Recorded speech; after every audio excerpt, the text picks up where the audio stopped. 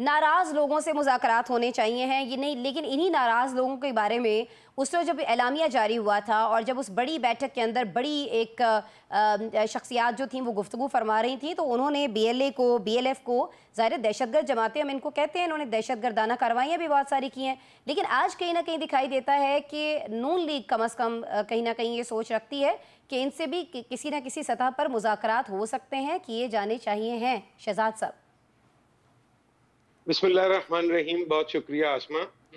अच्छा, मैं इसको इस तरह से देखता हूँ कि मियाँ नवाज शरीफ ने जो बातें कहनी होती हैं, जिसमें थोड़ी सी इस्टेब्लिशमेंट की, मुक़तदरा की नाराज़गी का खदशा होता है, तो वो बातें उनकी सामने लाते हैं मियाँ जावेद लतीफ़, खुर्रम दस्तगीर और इस तरह के जो उनके लोग हैं।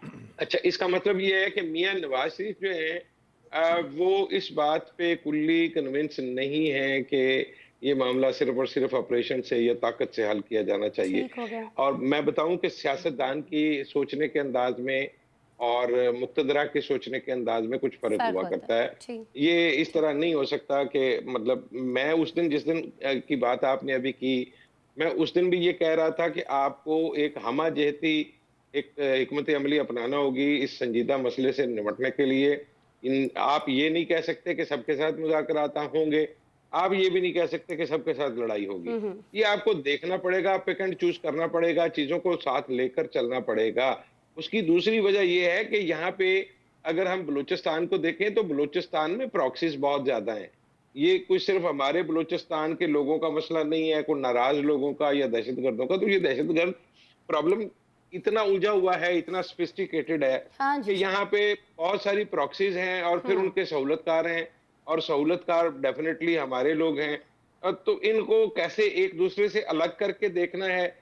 मतलब अगर आपने तो कहीं पे बम मारना है या कहीं पे रॉकेट फेंकना है, तो वो तो आटे के साथ मतलब गेहूँ के साथ गेंद भी पिस जाएगा। ठीक है। लेकिन अगर आप इसको देख के विचार करके, बातचीत करके, सिलसिला करके फिर इंटेलिजेंस बेस्ड ऑपरेशंस की एक अलग सीरीज हुआ करती है जिसकी बुनियाद पर आप ये फैसले किया करते हैं। आप तो आपने बड़ी ये ज़बरदस्त बात की है शहज़ाद साहब।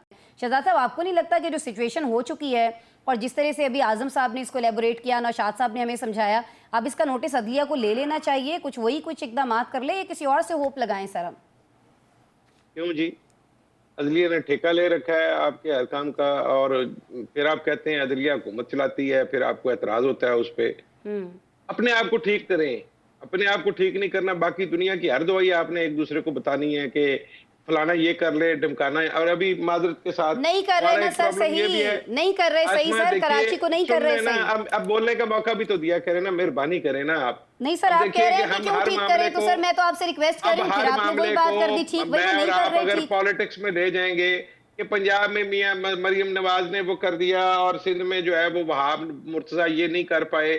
आप चीजों को ठीक तरीके से देखें, उसकी डायनामिक्स को समझें।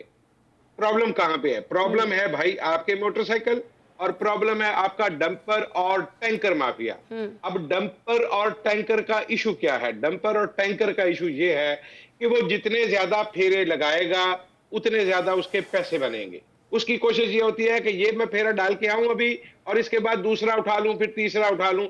एक दिन में अगर मैं शहजाद साहब, 4 फिर कर आप सकता हूं कहते तो हैं मैं मैं 6 आपकी कर बात दूं। काट रही हूँ मेरे सर, फिर आप नाराज खफा हो जाते हैं, तो रोकेगा कौन सर? मसले तो हमें भी पता है ना, यही सारी तो बात हम कर रहे हैं। वी ऑल नो कि ये कराची में आपने इश्यूज बात क्या हैं। नहीं की है, कम की है। किसने कहा है कि 6 फेरे लगाते हैं? नहीं सर, 6 किसने फेरे कहा नहीं, है कि बट वी ऑल डंपर नो वाला कि जल्दी में माफियाज होता हैं है? ना। किसने नौशाद कहा साहब ने भी है यही इस बात की प्रोग्राम है। में कि यहाँ पे मोटरसाइकिल वाले जो हैं वो इस मसले का हिस्सा भी है? अब बात करने नहीं देती, फिर आप उसके बाद सर मुझे मोटरसाइकिल बताना लाहौर शुरू में हो भी है जाती है कि सर। मैं क्या कह सर रहा हूँ। मोटरसाइकिल लाहौर तो में भी मैं है। लाहौर की भी बात कर रहा हूँ, मैं सब जगहों की बात कर रहा हूँ भाई। तो पहली सर हल बात की तो ये तरफ है कि आए ना। मोटरसाइकिल जितनी, चले आप खुद बता दीजिए, मैं तो इस पर कमेंट नहीं करना चाहता। आसमा, इस तरह नहीं होते अरे प्रोग्राम। चले आप चले मैं सर, चले माजरत सर, खाऊं। चले सर, कर दें कमेंट, चले, आई रिक्वेस्ट यू, कर दें सर, नाराज ना हो, रोजे हैं देखिए, वैसे भी। बात सिंपल सी है कि आपको अपने ट्रैफिक के हवाले से, लाइसेंसिंग के हवाले से हम्म। चीजों को ठीक करना है। ये जो प्रोफेशनल ड्राइवर है, चाहे वो डंपर का हो, चाहे वो टैंकर का हो, चाहे वो बस का हो, हम्म। उसको एक हादसा हो गया, आप उसको 3 साल के लिए ट्रैफिक से उठा दें कि तुम भाई गाड़ी नहीं उठा सकते, अब आप गाड़ी नहीं चला सकते। अगर आप दूसरे एक्सीडेंट करेंगे फॉर एवर आपको लाइसेंस नहीं मिलेगा, आप नहीं कर कैंसिल पाओगे कर ये देंगे, काम। बिल्कुल ठीक। ये नहीं हो सकता कि आप लोगों को ये कहें कि हाँ जी वो चूक अच्छा अब हमारा कानून क्या है कि ड्राइवर से हादसा हो गया, उसका वो छोटा-मोटा एक केस बनता है और चूंकि वो लाइसेंस याफ्ता है, तो उसको आप कत्ल भी नहीं गिनते। दूसरी तरफ मोटरसाइकिल वाले भी इल्ला माशाल्लाह वो जिस तरह से ड्राइविंग करते हैं, वो हम सब ने देख रखी है। तो चीजों को ठीक करने की तरफ जाएं। एक तो कमर्शियल वालों को ये पता हो कि यार मैं अगर करूंगा एक्सीडेंट, बस वाला हो, डंपर वाला हो, टैंकर वाला हो, हुँ। मुझे ये गाड़ी अगर चलाऊंगा तो मेरा रिस्क रोजगार मेरे घर का चलेगा। मैं 4 फेरे ही लगा लूंगा, लेकिन मैं 6 के लिए नहीं भागूंगा। मैं कोशिश करूंगा कि मैं एक्सीडेंट ना करूं। आप उस ठीक हो तरफ गया, आइए, ठीक हो मेहरबानी गया। करें आप। कानून की अमलदारी